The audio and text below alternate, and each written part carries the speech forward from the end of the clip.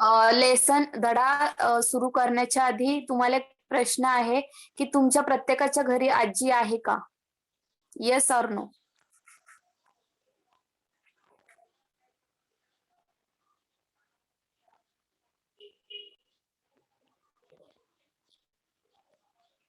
Okay.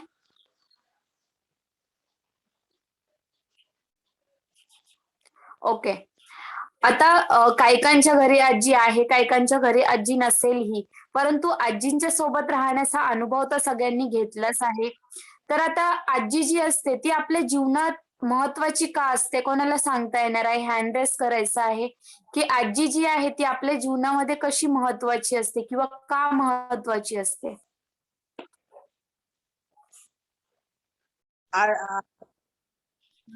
महत्वाची असते कारण ती आपल्याला विविध माहिती सांगते त्या काळाची. ओके. अजून? स्टोरी सांगते. मैत्रीण सारखी असते. तिच्यासोबत आपण काही गोष्टी आपण नीटपैकी शेअर करू शकतो. आजी एक आई प्रकारेच असते.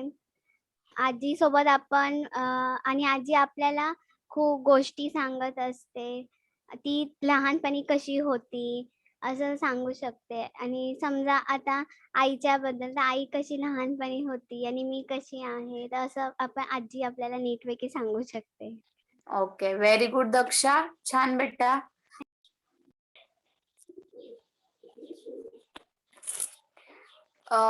आठवा धडा आहे आपला सखू आजी.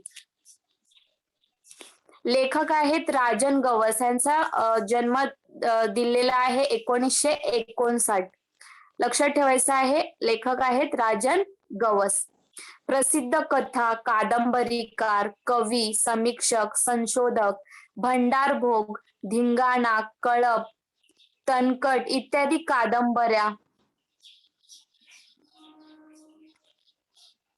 कादंबऱ्या, हुंदका काव्यसंग्रह, कासव वड्या हा ललित संग्रह, ललित गद्य संग्रह प्रसिद्ध आहे. आता हे थोडक्यात लेखकांबद्दल परिचय दिलेला आहे किंवा लेखकांबद्दल सांगितलेलं आहे. आता त्यांनी लिहिलेल्या काही कादंबऱ्या आणि पुस्तकं आहेत ते आपण बघूया. आपण माणसात जमा नाही, धिंगाणा, तणकट, लोकल ग्लोबल, परत इथे बळीचा असे आणि चौडक असे विविध पुस्तकं आणि कादंबऱ्या त्यांनी लिहिलेल्या आहेत. आता आपण पाठाचा आशय बघूया, की या पाठामध्ये लेखकांनी नक्की काय सांगितलेलं आहे आणि काय सांगण्याचा प्रयत्न केलेला आहे. तर पाठाचा आशय थोडक्यात बघूया आपण. प्रस्तुत पाठात सखू आजीच्या मनातील जुन्या नव्या विचार मूल्यांविषयीचे भान, तिची प्रगतिशील दृष्टी, निर्णय क्षमता, माणसांवरचे प्रेम अतिशय सहजतेने व ओघवत्या शैलीत लेखकांनी वर्णन केलेले आहे. आता प्रस्तुत पाठ कशाबद्दल आहे, तर सखू आजींच्या जीवनाविषयी आहे किंवा सखू आजींच्या मनातील जे जुन्या नव्या जीवन मूल्य होती, जे जुन्या नव्या विचारांचे जीवन मूल्य होते, त्यांचे भान, तिची प्रगतिशील दृष्टी आणि निर्णय क्षमता म्हणजेच निर्णय घेण्याची क्षमता आणि माणसांवरचे प्रेम सॉरी हे लेखकांनी अतिशय ओघवत्या शैलींमध्ये लेखकांनी सखू आजींबद्दल ह्या पाठाद्वारे वर्णन केलेले आहे. पाठाला सुरुवात करूया आपण, धडा बघूया. सखू आजी परवा वारली ही गोष्ट कदाचित सांगण्या इतपत महत्वाची नसेल, कारण आपण कितीतरी मृत्यू रोज अनुभवत असतो. मग सखू आजी मरण पावली याला विशेष महत्व काय, असा प्रश्न कोणीही उपस्थित करू शकेल. आता सखू आजींबद्दल माहिती सांगितलेली आहे, तर सखू आजी ही वारली तर ही गोष्ट सांगण्या इतपत महत्वाची नसेल, परंतु लेखकांनी त्या गोष्टींचं काय केलेलं आहे, त्या गोष्टींबद्दल सांगितलेलं आहे. तर लेखक काय सांगतायत, तर ही गोष्ट कदाचित सांगण्या इतपत महत्वाची नसेल. कारण आपण रोजच्या जीवनामध्ये कितीतरी मृत्यू असतात, त्या रोज अनुभवत असतो. रोज कुठे ना कुठे मृत्यू होत असतात. आपण आपल्या रोजच्या जीवनामध्ये रोज या मृत्यूंच्या सामोरे जात असतो. या मृत्यू अनुभवत असतो, बघत असतो. आपण समाजामध्ये राहतो. तर आपल्याला या अशा मृत्यू रोजच्या रोज बघायला मिळत असतात. मग सखू आजी मरण पावली ह्याला विशेष महत्व काय आहे? असा प्रश्न कोणीही उपस्थित करू शकेल. ओके. तर आपण रोजच्या जीवनामध्ये काय करत असतो, तर अशा मृत्यू अनुभवत असतो. मग सखू आजी मरण पावली ह्या गोष्टीसाठी ह्याला कोणते विशेष महत्व आहे किंवा काय विशेष आहे, असा प्रश्न कोणीही उपस्थित करू शकेल. याबाबत मला काहीही म्हणायचे नाही. तरीही सखू आजींचा मृत्यू मला खोलवर जखम करून गेला. कोणाला जखम करून गेलेला, तर लेखकांना. लेखक काय म्हणतात, की आपण अशा मृत्यू रोज अनुभवत असतो. परंतु जो सखू आजी मरण पावली किंवा सखू आजी जेव्हा वारली, तेव्हा काय झालं, तर ती जी जखम होती किंवा सखू आजींची जी जी मृत्यू होती, ती मला जखम करून गेली. आपलं असं काही हरवलं असं मला आजही वाटतंय. लेखकांना काय वाटत होतं, की सखू आजी गेली तर माझं काहीतरी हरवलेलं आहे, असं लेखकांना वाटत होतं.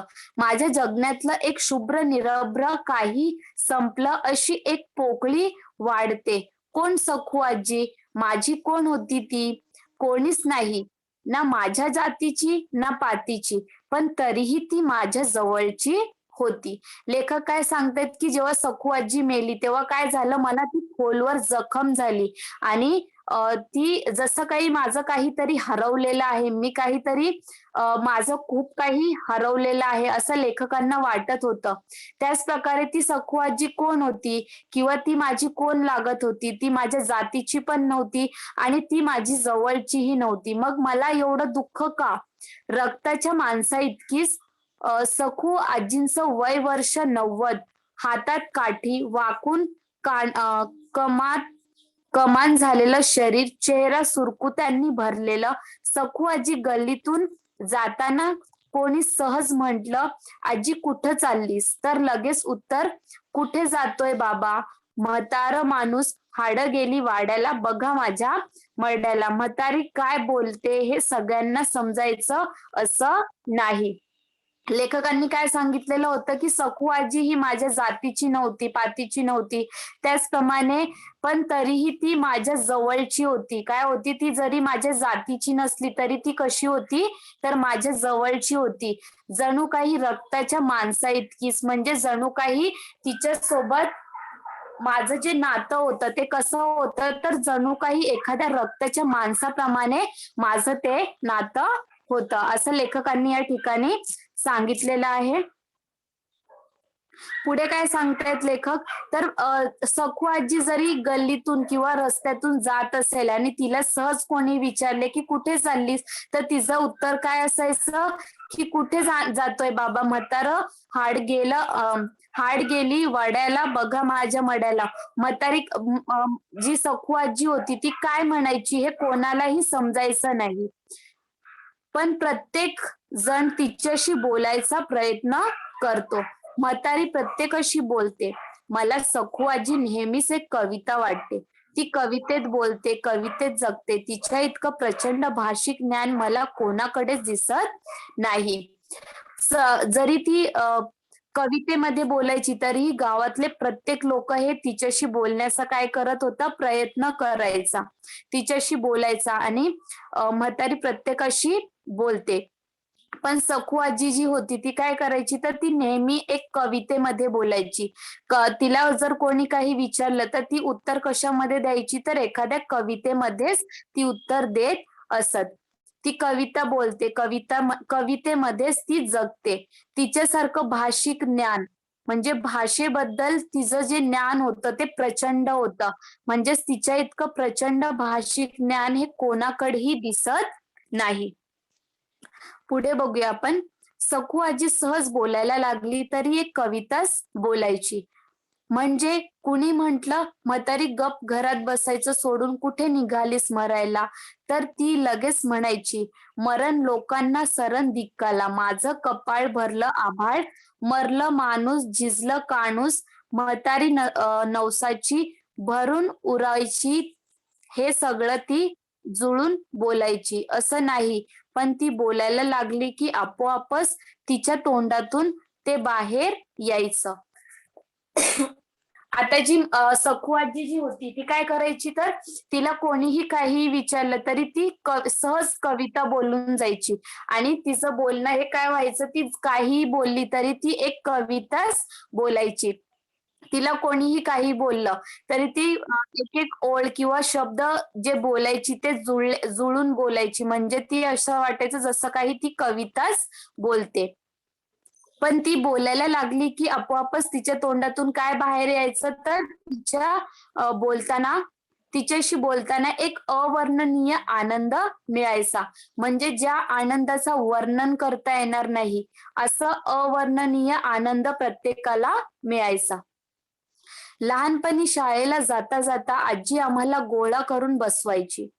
कोणाला तर लेखक हे त्यांच्या लहानपणीची गोष्ट सांगत आहेत किंवा त्यांच्या लहानपणीबद्दल लेखक इथे वर्णन करत आहेत, की जेव्हा लेखक लहान होते तेव्हा काय करायचे, ते शाळेला जाता जाता आजी आम्हाला काय सांगायची, तर गोळा करून म्हणजे लहान मुलांना गोळा करायची आणि काय म्हणायची, तर त्यांना शेताच्या देवाची गोष्ट सांगायची. आजींची गोष्ट कधी कधी आठवडा आठवडा चालायची. शाळेला जाताना काही वेळ, शाळेहून येताना काही वेळ. आता लेखक इथे काय सांगतायत, की आजी जी गोष्ट सांगायची, तर त्या आजीची गोष्ट कधी कधी आठवडाभर म्हणजे 8-8 दिवस चालायची. मग ते लोक काय करायचे, तर शाळेत जाताना अर्धी गोष्ट ऐकायचे आणि शाळेतून आल्यावर त्याच्या पुढची गोष्ट ऐकायचे. आपण पण खूप वेळा बघितलं असेल असं, ग्रामीण भागामध्ये, खेड्यांमध्ये जिथे असं गाव असतं, तिथे आजी वगैरे असतात. तर ती आजी काय करत असते, तर लहान मुलांना गोळा करून आणि त्यांना वेगवेगळ्या गोष्टी सांगत असते. सगळ्यांनी हा अनुभव घेतलाच असेल, सगळ्यांनी बघितलंच असेल. मग त्याच प्रकारे ह्या लेखकांच्या जीवनामध्ये जी आजी होती, सखू आजी, ती सुद्धा काय करायची, तर लेखक जेव्हा लहान होते तेव्हा शाळेत जाता येता वेळेस काय करायची, तर सखू आजी त्यांना गोष्ट सांगायची. आणि ती गोष्ट कशी असायची, तर 8-8 दिवस चालेल अशी गोष्ट ती सखू आजी त्यांना सांगत असे. एकदा आजीनं एक गोष्ट सहज सुरू केली आणि संपवली, पण ती माझ्या मनात दीर्घकाळ रेंगाळली. आजी म्हणाली, शेतात एक साप होता. त्याचा माणूस झाला. त्याला पंख फुटले. तो समुद्रावर गेला. 4 तपश्चर्या केली. परत आला. त्याचा बैल झाला. खांदा मळला. नांगर जुंपला. फाळाला नागिन डसली. बैलाची दातकुडी बसली. नांगरांची नदी झाली. आता लेखकांनी काय सांगितलेलं आहे, की एकदा आजींनी सहज एक गोष्ट सांगितली आणि ती संपवली सुद्धा. म्हणजे छोटीशी एक गोष्ट सांगितली आणि ती गोष्ट सांगून आणि ती संपवली. ती गोष्ट कोणती होती, तर ह्या ठिकाणी लेखकांनी सांगितलेलं आहे की शेतात एक साप होता. त्याचा माणूस झाला. त्याला पंख फुटले. तो समुद्रावर गेला. 4 तपश्चर्या केली. परत आला. त्याचा बैल झाला. खांदा मळला. नांगर जुंपला. फाळाला नागिन डसली. बैलाची दातकुडी बसली. नांगराची नदी झाली. ही जी गोष्ट आजीने सांगितलेली होती, ही गोष्ट लेखकांच्या मनामध्ये काय झाली, दीर्घकाळ रेंगाळत होती. म्हणजे लेखक ही जी गोष्ट ऐकलेली होती आजींची, ती गोष्ट ते विसरू शकत नव्हते. ती त्यांच्या मनामध्येच रेंगाळत होती. प्रश्न बघूया आपण. आता या प्रश्नांचं उत्तर चॅट बॉक्स मध्ये सगळे करणार आहेत. पहिला प्रश्न आहे, सखू आजी परवा वारली. ही गोष्ट लेखकाला सांगण्या इतपत महत्वाची का वाटत नव्हती? काय आन्सर येईल याचं? का वाटत नव्हती? केक म्हणजे कित्येक, प्रौढ म्हणजे वयात आलेला, बापय म्हणजे पुरुष, रेंगाळणे म्हणजे तिथल्या तिथे फिरणे, पोरग म्हणजे मुलगा, काबीज म्हणजे हस्तगत, ह्यात म्हणजे जीवन किंवा आयुष्य, पोरक म्हणजे निराधार. बैलाला आंघोळ घातली, त्याचा साप झाला, नागिनीला घेऊन पळाला, हे सांगताना आजीच्या चेहऱ्यावरचे बदलणारे भाव, हातांच्या हालचाली, या साऱ्यातून हे सारं आपल्या समोर घडत आहे, आपण पाहत आहोत असं वाटून अंगावर शहारे यायचे. म्हणजे आजी जी गोष्ट सांगायची ती काय करायची, तर तिच्या चेहऱ्यावरचे बदलणारे भाव, ज्या प्रकारची ती गोष्ट असेल त्या प्रकारच्या आजींच्या चेहऱ्यावरचे भाव असायचे. त्याच प्रकारे ती हाताच्या हालचाली सुद्धा करायची. या साऱ्यातून काय व्हायचं, तर आपल्या जणू काही आजी जी गोष्ट सांगत आहे ती आपल्या समोरच घडत आहे, आपण ती बघत आहोत असं वाटायचं आणि अंगावर शहारे यायचे. म्हणजे थोडीशी भीती सुद्धा वाटायची. ही गोष्ट ऐकल्यानंतर कित्येक दिवस ही गोष्ट माझ्या स्वप्नात जशीच्या तशी घडायची. आता लेखक काय सांगतायत की जेव्हा लेखकांनी ही गोष्ट ऐकली तेव्हा काय झालं, तर कित्येक दिवस त्यांच्या मनामध्ये किंवा त्यांच्या स्वप्नामध्ये त्यांना आजींनी जी गोष्ट सांगितलेली होती ती तशीच्या तशी त्यांना त्यांच्या स्वप्नामध्ये दिसायची. बैल आंघोळ करायला लागला की डोळे टक्क उघडे पडायचे. तिथून पुढे झोपच लागायची नाही. कधीतरी आपल्या स्वप्नातला साप नागिन घेऊन जाईल आणि आपल्याला ते स्वप्न पडायचं बंद होईल असं वाटायचं. पण केक वर्षात असं कधी घडलं नाही. केक वर्ष म्हणजे कित्येक वर्ष होऊन गेले, परंतु असं काहीही झालेलं नव्हतं. ही कथा कधी अचानक स्वप्नात येतेच. आजीनं काही गोष्टी सांगितल्या, पण एवढीच कशी मेंदूत रुतून बसली, हा प्रश्न अनुत्तरित होता. आता जे लेखक होते त्यांना आजींनी भरपूर गोष्टी सांगितलेल्या होत्या, त्यांनी आजींच्या भरपूर गोष्टी ऐकलेल्या होत्या, परंतु आजींनी जी ही गोष्ट सांगितलेली होती ती लेखकांच्या मनामध्ये एकदम खोलवर जाऊन बसलेली होती आणि ती गोष्ट त्यांना विसरता येत नव्हती. ती गोष्ट त्यांच्या मेंदूमध्ये रुतून बसलेली होती. लेखकांना ह्या प्रश्नाचं उत्तरच मिळत नव्हतं की एवढ्या गोष्टी ऐकलेल्या आहेत, मग ही गोष्ट कशी एवढी मेंदूत रुतून बसली, हा प्रश्न त्यांचा अनुत्तरित होता म्हणजे त्यांना या प्रश्नाचं उत्तर मिळत नव्हतं. त्या काळी आणि त्यानंतर ह्या गोष्टींचा अर्थ आजीला विचारला होता तर ती फक्त हसायची. मध्येच एकदा म्हणाली, गाव घरतीला सपान धरतीला, दुआपली माती हाकारली. आता हे कोणाला कळणार. नंतर म्हातारीला काहीही विचारलं नाही. लेखकांनी या गोष्टीबद्दल अनेक वेळा आजींना विचारलेलं होतं, परंतु आजी काय करायची, हसायची. आणि एकदा तिने काय म्हटलं, तर गाव घरतीला सपान धरतीला, धरती दुआपली माती हाकारली. आता ह्याच्या पुढे लेखकांनी आजींना काही विचारायचं नाही असं ठरवलेलं होतं, कारण आजी नेहमी कवितेमध्ये उत्तर द्यायची. पुढे बघूया. सखू आजी गावातल्या कुणाच्याही बारशाला, लग्नाला, मैताला हटकून पुढं असायचीच. सगळं तिच्या म्हणण्यानुसार चालायचं. तिच्या शब्दाला चॅलेंज नसायचं. गावातल्या बापाई माणसात ती एकदम बरोबरीनं वावरायची. एकदा गावच्या लक्ष्मीची जत्रा ठरली. इड पडलं, चाकबंदी झाली.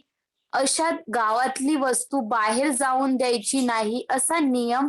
अशात सातबा घोरपड्यांचा पोरगा वावगं ठरलं. आता काय, जी सखू आजी होती ते गावामध्ये एखादा कार्यक्रम व्हायचं किंवा कोणाचं बारसं असायचं, कोणाचं लग्न असायचं, कुठे कोण वारलं असेल तर सखू आजी जी होती ती हटकून पुढे असायची. म्हणजे ती सगळ्यात आधी त्या ठिकाणी जायची आणि तिच्या शब्दांना कोणाचंही चॅलेंज नसायचं. आणि गावातली जी लोक होते त्या लोकांच्या बरोबरीने सखू आजी वावरायची. पुढे सांगितलेलं आहे, सातबा घोरपड्यांचा पोरगा वावगं वागलं. गाव बैठक बसली. पंच म्हणाले, रिवाजानुसार सातबाचा पोरगा दंड करास. सगळ्यांनी माना डुलवल्या. निर्णय फायनल. एवढ्यात म्हातारी उठली म्हणाली, पोरग मांडीवर घाण करताय म्हणून मांडी कापतावाय ग.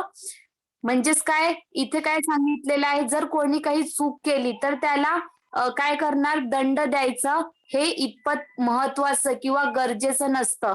त्यांनी उदाहरण काय दिलेलं आहे, किंवा लहान मूल जे असतं किंवा लहान मुलं जे असतात ते आपल्या मांडीवर जर घाण करतात तर आपण आपली मांडी कापतो का, तर नाही. मग त्याच प्रमाणे आजी पुढे काय म्हणते, तर सगळं टाळा, पगळून बघाय लागले.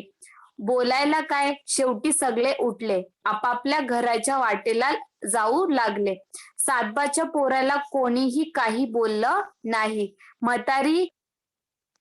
म्हातारीची गावाला भीती होती. म्हणजेच काय, तर इथे सखू आजी जी होती ती जे बोलायची किंवा ती जे करायची हे गावातली सगळी लोक ऐकायचे. तिचं बोलणं जे असायचं ते खरं असायचं. मग गावातले जे लोक असायचे ते सखू आजीच्या म्हणण्याप्रमाणेच वागायचे. सखू आजीची भीती ही सगळ्या गावाला होती. शब्दार्थ बघूया आपण. हे लेखकांनी सखू आजींबद्दल काय सांगितलेलं आहे ते बघूया. एकदा सखू आजी गावातल्या आयाबाया गोळा करून आमच्या घरात आली. तेव्हा मी कॉलेजात होतो. जेव्हा सखू आजी लेखकांच्या घरी गावातल्या बायकांना घेऊन गेली तेव्हा लेखक हे कॉलेजमध्ये शिकत होते. आमच्या भागात तेव्हा प्रौढ साक्षरतेचे वर्ग जोरात होते. पण आमच्या गावात एकही चालत नव्हता. म्हातारी सगळ्या आयाबायांच्या समोर म्हणाली, आमचं पोरग एवढं काय शिकलंय, आपल्याला दुसरा मास्तर कशाला पाहिजे, तूच शिकव आम्हाला. इथे काय सांगितलेलं आहे, लेखकांना सखू आजी काय म्हणत आहे की तू शिकलायस तर तू काय कर, तर तूच आम्हा सगळ्यांना शिकव. सखू आजी 15 दिवसात वाचायला शिकली. सगळ्या बायकांना शिकवत सुटली. त्यावेळी आमच्या गावाचा सरपंच अंगठेवाला होता. म्हणजे सखू आजींना जेव्हा शिकवायला घेतलं तेव्हा सखू आजी ही 15 दिवसांमध्येच वाचायला शिकलेली होती आणि ती गावातल्या बाकीच्या बायकांना सुद्धा काय करायची, तर शिकवत होती. आणि त्या गावाचा जो सरपंच होता, सरपंच म्हणजे कोणतं, गावामध्ये गावाचं कामकाज बघणारा जो व्यक्ती असतो तो गावाचा जो सरपंच होता. ग्रामपंचायतीचा प्रमुख आणि गाव पातळीवरच्या गावाच्या विकासासाठी कामे करणारा जो व्यक्ती असतो आणि जो निर्णय घेणारा व्यक्ती असतो त्यालाच आपण सरपंच असे म्हणणार. तर तो गावाचा जो सरपंच होता तो कसा होता, तर अंगठेवाला होता. म्हणजे त्याला वाचता लिहिता येत नव्हते, म्हणजे तो अशिक्षित होता. त्याला तिनं चावडीतच गाठला. आठवड्यातच सही पुरता साक्षर केला. आमच्या गावातला चोपडा त्यांचा पोरगा पहिल्यांदा पोलीस झाला. म्हातारीनं गावच्या बायका गोळा करून त्याला ड्रेसवर ओवाळलं. दही साखरेनं तोंड गोड केलं. गाव म्हणजे म्हातारीचा गोतावळा. तिला गावातल्या सगळ्या लहान थोरांमध्ये आपलं घर दिसायचं. आता जी म्हातारी होती ती म्हातारीचं गोतावळा म्हणजे जणू काही तो गाव हे तिचं पूर्ण कुटुंब आहे किंवा तिचे ते सगळे नातेवाईक आहेत, असे ती आजी त्या गावातल्या लोकांसोबत राहत होती. गाव म्हणजे हा काय होता, म्हातारीचा गोतावळा होता. आणि तिला गावातल्या सगळ्या लहान आणि थोरांबद्दल म्हणजे मोठी आणि छोट्या सगळ्यांबद्दल काय होतं, तर आपुलकी होती, मनामध्ये प्रेम होतं आणि जणू काही ते सगळे हे आपलं घरच आहे असं सखू आजीला वाटायचं. सखू आजी शिकली सवरली असती, शहरात जन्मली असती तर कुठल्या कुठे पोहोचली असती.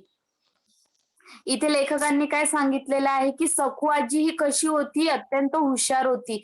जर ती शिकली असती, शहरात जन्माला आली असती तर ती कुठल्या कुठे पोहोचली असती. इतकी प्रचंड बुद्धी तिला लाभलेली होती. पण ते तिच्या नशिबात नव्हतं, म्हणून काही बिघडलं नव्हतं. तिनं सगळं तिच्या यादीत काबीज केलं होतं. काय सांगत आहेत की तिच्या एवढी जी प्रचंड बुद्धी होती, तिला काय होती, तर प्रचंड बुद्धी लाभलेली होती, पण ते तिच्या नशिबातच नव्हतं. म्हणून काही बिघडलं नव्हतं. तिने सगळं तिच्या ह्यातीत काबीज केलं होतं. म्हणजे तिने तिच्या जीवनामध्ये सगळं काही मिळवलेलं होतं. सखू आजी मरण पावली. लहान पोरांपासून म्हाताऱ्या कोतारांपर्यंत प्रत्येकाच्या डोळ्यातून पाणी आलं. गाव पोरकं झालं. म्हणजे इथे काय सांगितलेलं आहे लेखकांनी, की जेव्हा सखू आजी मरण पावली तेव्हा त्या गावामध्ये राहणाऱ्या प्रत्येकाच्या डोळ्यातून काय येत होतं, तर पाणी येत होतं. गाव जणू काही पोरकं झालं. पोरकं झालं म्हणजेच अनाथ झालं.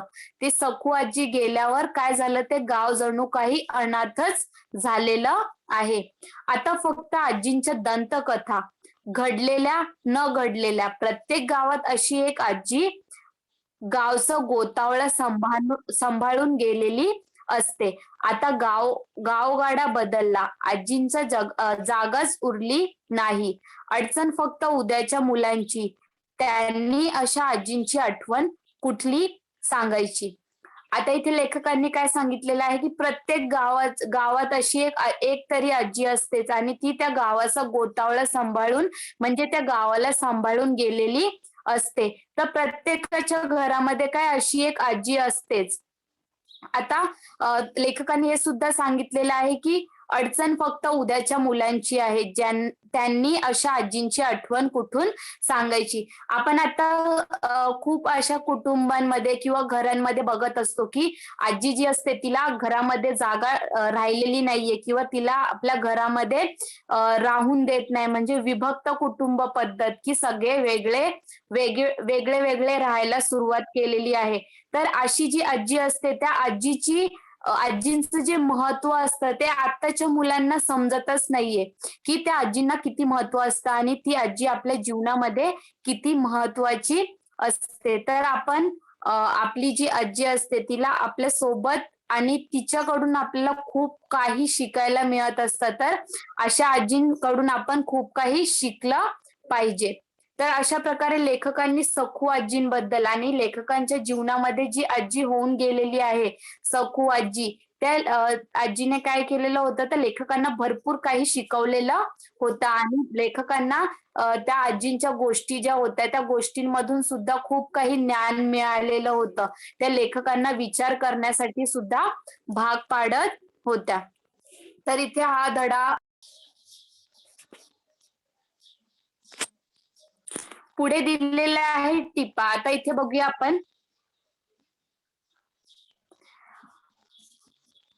गाव बैठक म्हणजे ग्रामस्थांनी एकत्र येऊन सार्वजनिक किंवा वैयक्तिक प्रश्न सोडवून कारभार करण्याची एक पद्धत. त्याला आपण काय बोलतो, तर गाव बैठक असे बोलतो.